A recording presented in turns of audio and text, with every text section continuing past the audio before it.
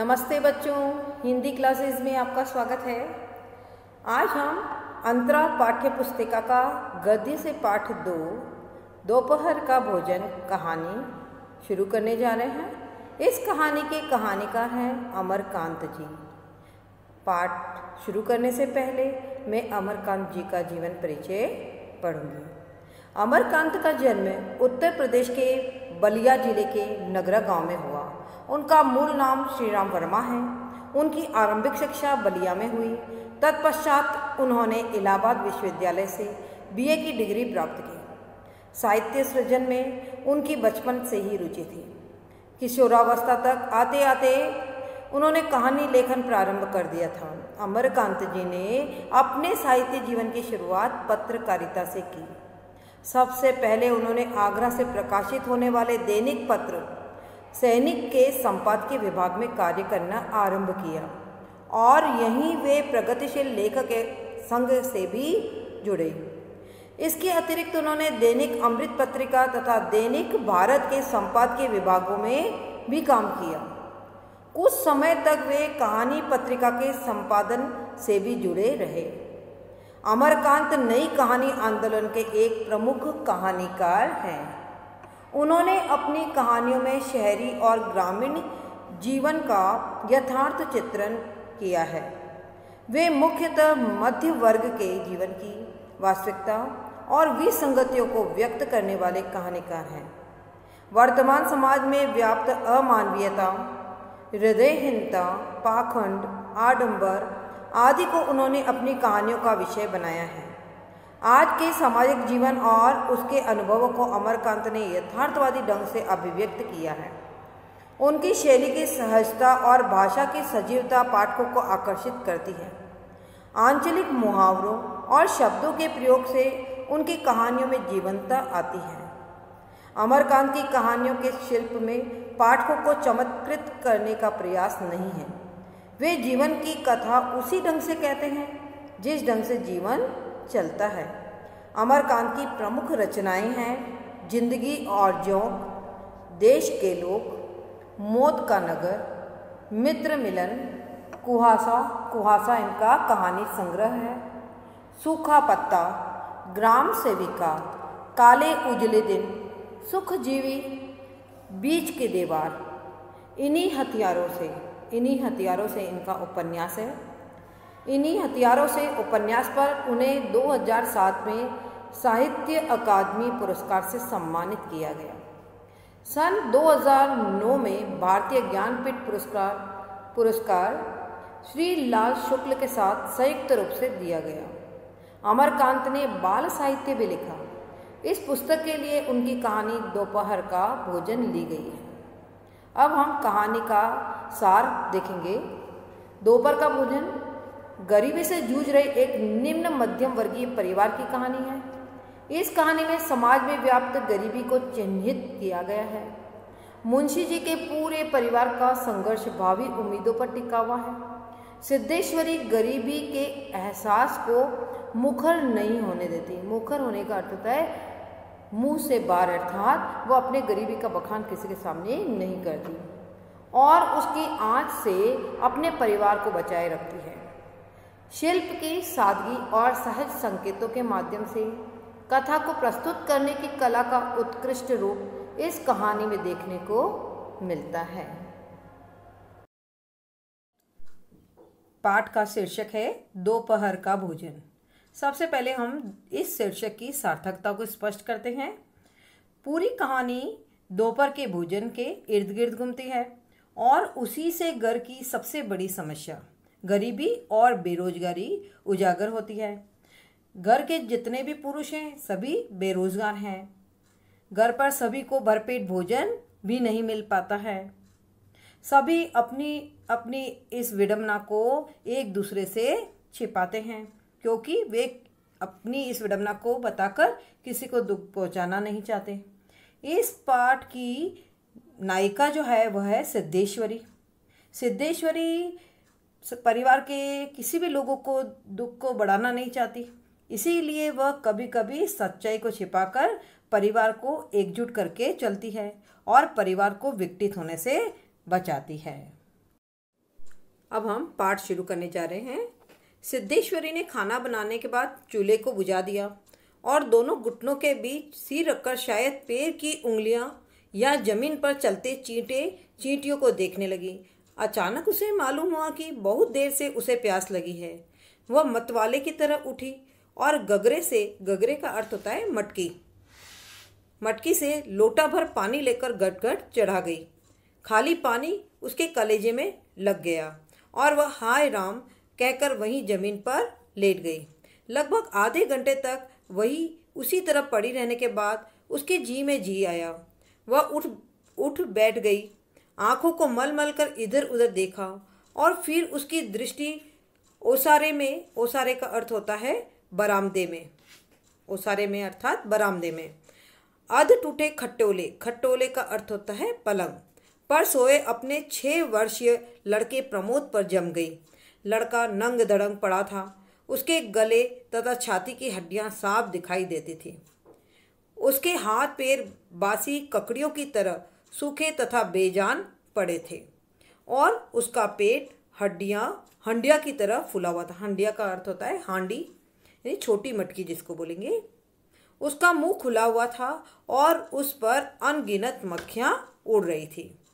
तो गरीबी में बताया है कि उसको भरपेट खाना भी नहीं मिलता होगा, इसलिए उसका शरीर कैसा हो चुका, उसके बेटे के शरीर हड्डियों का ढांचा मात्र बना हुआ है। वह उठी, बच्चे के मुंह पर अपना एक फटा गंदा ब्लाउज डाल दिया और 1 आध मिनट सुन्न खड़ी रहने के बाद बाहर दरवाजे पर जाकर किवाड़ की आड़ से गली निहारने लगी। 12 बज चुके थे। धूप अत्यंत तेज थी और कभी कभी 1-2 व्यक्ति सिर पर तौलिया या गमछा रखे हुए या मजबूती से छाता ताने हुए फुर्ती के साथ लपकते हुए सामने से गुजर जाते। 10-15 मिनट तक वह उसी तरह खड़ी रही। फिर उसके चेहरे पर व्यग्रता फैल गई। व्यग्रता का अर्थ होता है बेचैनी, और उसने आसमान पर कड़ी धूप की ओर चिंता से देखा। 1-2 क्षण बाद जब उसने सिर को किवाड़ से काफी आगे बढ़कर गली के छोर की तरफ देखा, छोर का अर्थ होता है किनारा, छोर की तरफ निहारा, तो उसका बड़ा लड़का रामचंद्र धीरे धीरे घर की ओर सरकता नजर आया, अर्थात घर की ओर आते हुए नजर आया। उसने फुर्ती से एक लोटा पानी ओसारे की चौकी के पास नीचे रख दिया और चौके में जाकर खाने के स्थान को जल्दी जल्दी पानी से लिपने पोतने लगी। वहां पीठा रखकर, पीठा का अर्थ होता है लकड़ी का पटिया, उसने सिर को दरवाजे की ओर घुमाया ही था कि रामचंद्र ने अंदर कदम रखा। रामचंद्र आकर धम से चौकी पर बैठ गया और फिर वही बेजान सा लेट गया। उसका मुंह लाल तथा चढ़ा हुआ था, उसके बाल अस्त व्यस्त थे और उसके फटे पुराने जूतों पर गर्द जमी हुई थी। गर्द का अर्थ होता है धूल। रामचंद्र सिद्धेश्वरी का बड़ा लड़का था। सिद्धेश्वरी की पहले हिम्मत नहीं हुई कि उसके पास जाए और वह वहीं से भयभीत हिरनी की भांति सिर उचका घुमाकर बेटे को व्यग्रता से निहारती रही। किंतु लगभग 10 मिनट बीतने के पश्चात भी जब रामचंद्र नहीं उठा तो वह घबरा गई। पास जाकर पुकारा, बड़कू बड़कू, लेकिन उसके कुछ उत्तर न देने पर डर गई और लड़के की नाक के पास हाथ रख दिया। सांस ठीक चल रही थी। फिर सिर पर हाथ रखकर देखा, बुखार नहीं था। हाथ के स्पर्श से रामचंद्र ने आंखें खोली। पहले उसने माँ की और सुस्त नजरों से देखा, फिर जड़ से उठ बैठा। जूते निकालने और नीचे रखे लोटे के जल से हाथ पैर धोने के बाद वह यंत्र की तरह, यंत्र का अर्थ है मशीन की तरह चौकी पर आकर बैठ गया। सिद्धेश्वरी ने डरते डरते पूछा, खाना तैयार है, यहीं लाऊं क्या? रामचंद्र ने उठते हुए प्रश्न किया। बाबूजी खा चुके? सिद्धेश्वरी ने चौकी की ओर भागते हुए उत्तर दिया, आते ही होंगे। रामचंद्र पीठे पर बैठ गया। उसकी उम्र लगभग 21 वर्ष थी। लंबा दुबला पतला गोरा रंग, बड़ी बड़ी आंखें तथा होठों पर झुर्रियां। वह एक स्थानीय दैनिक समाचार पत्र के दफ्तर में अपनी तबीयत से प्रूफ रीडरी का अर्थ होता है जिसे पढ़कर अशुद्धि निकाली जाती है, चाहे वो समाचार पत्र हो, पत्रिकाएं हों, तो उनमें पढ़कर और अशुद्धियाँ निकालने का कार्य जो करता है वह प्रूफ रीडरी कहलाता है। तो तबीयत का अर्थ होता है स्वभाव, अर्थात वो अपने स्वभाव से प्रूफ रीडरी का काम सीखता था। पिछले साल ही उसने इंटर पास किया था। इंटर का अर्थ होता है 10वीं पास की थी। सिद्धेश्वरी ने खाने की थाली लाकर सामने रख दी और पास ही बैठकर पंखा करने लगी। रामचंद्र ने खाने की ओर दार्शनिक की भांति देखा। कुल 2 रोटियां, भर कटोरा पनियाई दाल, पनियाई का अर्थ होता है पानी वाली दाल, और चने की तली तरकारी। रामचंद्र ने रोटी के प्रथम टुकड़े को निगलते हुए पूछा, मोहन कहाँ है? बड़ी कड़ी धूप हो रही है। मोहन सिद्धेश्वरी का मंझला लड़का था। मंझला का अर्थ होता है बीच का लड़का था। उसकी उम्र 18 वर्ष थी और वह इस साल हाई स्कूल का प्राइवेट इम्तिहान देने की तैयारी कर रहा था। इम्तिहान का अर्थ होता है परीक्षा देने की तैयारी कर रहा था। वह न मालूम कब से घर से गायब था और सिद्धेश्वरी को स्वयं पता नहीं था कि वह कहाँ गया है। किंतु सच बोलने की उसकी तबीयत नहीं हुई, है ना, यानी कि उस समय वह सच बोलकर बात को बिगाड़ना नहीं चाहती थी और उसने झूठ मूठ कहा, किसी लड़के के यहाँ पढ़ने गया है, आता ही होगा, दिमाग उसका बड़ा तेज है और उसकी तबीयत 24 घंटे पढ़ने में लगी रहती है, हमेशा उसी की बात करता रहता है। देखिए, सिद्धेश्वरी नहीं चाहती थी कि घर के सदस्य गुमसुम रहकर गरीबी की चिंता में डूबे रहे, इसीलिए वह मन को अच्छी लगने वाली झूठी बातें भी कह देती थी। झूठ बोलकर वह परिवार को जोड़ने का भी लगातार प्रयास कर रही थी, क्योंकि वह एक दूसरे की सच्चाई को बता देती तो घर के सदस्यों में अनबन हो सकती थी। इसीलिए वह कभी कभी भलाई के लिए, परिवार की भलाई के लिए झूठ बोल दिया करती थी। रामचंद्र ने कुछ नहीं कहा, एक टुकड़ा मुंह में रखकर भरा गिलास पानी पी गया, फिर खाने में लग गया। वह काफ़ी छोटे छोटे टुकड़े तोड़कर उन्हें धीरे धीरे चबा रहा था। सिद्धेश्वरी भय तथा आतंक से अपने बेटे को एकटक निहार रही थी। कुछ क्षण बीतने के बाद डरते डरते उसने पूछा, वहाँ कुछ हुआ क्या? रामचंद्र ने अपनी बड़ी बड़ी भावहीन आंखों से अपनी माँ को देखा, फिर नीचा सिर करके कुछ रुखाई से बोला, समय आने पर सब ठीक हो जाएगा। सिद्धेश्वरी चुप रही, अर्थात बड़ा पुत्र जो है वह नौकरी की तलाश कर रहा था। माँ को यह पूछते हुए भी डर लग रहा था कि उसको नौकरी मिली या नहीं मिली, उसके बारे में पूछने से भी डर लग रहा था, क्योंकि उसे बेटे को बुरा न लग जाए, क्योंकि उसको नौकरी नहीं लगी है, वह दुखी है, और यदि फिर नौकरी की बात वह करती तो वह और अधिक दुखी हो जाता, और वह बहुत दुखी किसी को करना नहीं चाहती थी। और उसे यदि वह नौकरी के बारे में सीधे सीधे पूछती तो हो सकता है बड़े बेटे को ये लगे कि माँ उसे उलाहना दे रही है, इसीलिए वह चुप रही। धूप और तेज हो गई। छोटे आंगन के ऊपर आसमान में बादल के 1-2 टुकड़े पाल की नाव की तरह तैर रहे थे।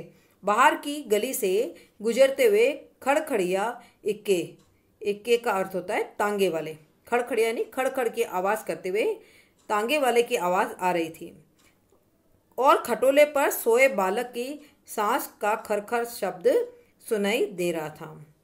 यानी पलंग पर जो उनका सबसे छोटा बालक सोया हुआ था सिद्धेश्वरी का, उसके सांस की आवाज़ सुनाई दे रही थी। रामचंद्र ने अचानक चुप्पी को भंग करते हुए पूछा, प्रमोद खा चुका? सबसे छोटा पुत्र था प्रमोद। सिद्धेश्वरी ने प्रमोद की ओर देखते हुए उदास स्वर में उत्तर दिया, हाँ खा चुका। रोया तो नहीं? सिद्धेश्वरी फिर झूठ बोल गई, आज तो सचमुच नहीं रोया। वह बड़ा ही होशियार हो गया है, कहता था बड़का भैया के यहाँ जाऊंगा, ऐसा लड़का। वह आगे कुछ न बोल सकी, जैसे उसके गले में कुछ अटक गया है। अर्थात सिद्धेश्वरी आगे कुछ बोलना चाहती थी, किंतु उसका गला रुंध गया, अब वह आगे नहीं बोल पाई। कल प्रमोद ने रेवड़ी खाने की जिद पकड़ ली थी और उसके लिए 1.5 घंटे तक रोने के बाद सोया था। मतलब माँ का मन इतना दुखी है कि प्रमोद ने, रेवड़ी क्या होती है, तिल्ली की, गुड़ और तिल्ली की बनी हुई रेवड़ी होती है, छोटी छोटी गोली जैसी होती है, और उसने खाने की जिद करी थी और उसे घर में पैसा न होने की वजह से उसे वह रेवड़ियाँ नहीं दिला पाए और वह जिद करते हुए रोते हुए सो गया था। तो सिद्धेश्वरी को बात याद आ गई, इसीलिए उसका गला जो है रूंध गया, अर्थात भारी हो गई आवाज़। आगे बोलना चाह रही थी किंतु बोल नहीं पाई। रामचंद्र ने कुछ आश्चर्य के साथ अपनी माँ की ओर देखा और फिर सिर नीचा करके कुछ तेजी से खाने लगा। और रामचंद्र, उसका बड़ा पुत्र जो है, वह समझ गया था कि माँ उसे दुखी करना नहीं चाहती और इसीलिए उसने आश्चर्य के साथ माँ की ओर देखा कि माँ मुझे खुश करने के लिए झूठ बोल रही है, और वह चुपचाप खाने लगा। थाली में जब रोटी का केवल एक टुकड़ा शेष रह गया तो सिद्धेश्वरी ने उठने का उपक्रम करते हुए प्रश्न किया, एक रोटी और लाती हूँ। रामचंद्र हाथ से मना करते हुए हड़बड़ाकर बोला, नहीं नहीं, जरा भी नहीं, मेरा पेट पहले ही भर चुका है, मैं तो यह भी छोड़ने वाला हूँ, बस अब नहीं। सिद्धेश्वरी ने जिद की, अच्छा आधी ही सही। रामचंद्र बिगड़ उठा, अधिक खिलाकर बीमार डालने की तबीयत है क्या? अर्थात मुझे अधिक खिलाकर क्या बीमार करने की इच्छा है क्या तुम्हारी? तुम लोग जरा भी नहीं सोचते हो, बस अपनी जिद, भूख रहती तो क्या ले नहीं लेता। सिद्धेश्वरी जहाँ की तहाँ बैठी ही रह गई। रामचंद्र ने थाली में बचे टुकड़े से हाथ खींच लिया और लोटे की ओर देखते हुए कहा, माँ पानी लाओ। सिद्धेश्वरी लोटा लेकर पानी लेने चली गई। रामचंद्र ने कटोरे को उंगलियों से बजाया, फिर हाथ को थाली में रख दिया। 1-2 क्षण बाद रोटी के टुकड़े को धीरे से हाथ से उठाकर आंख से निहारा और अंत में इधर उधर देखने के बाद टुकड़े को मुंह में इस सरलता से रख लिया जैसे वह भोजन का ग्रास न होकर पान का बीड़ा हो। मंझला लड़का मोहन आते ही हाथ पैर धोकर पीठे पर बैठ गया। पीठे का अर्थ पटिए पर बैठ गया। कुछ सांवला था और उसकी आंखें छोटी थी। उसके चेहरे पर चेचक के दाग थे। वह अपने भाई ही की तरह दुबला पतला था, किंतु उतना लंबा न था। उस उम्र की अपेक्षा कहीं अधिक गंभीर और उदास दिखाई पड़ रहा था।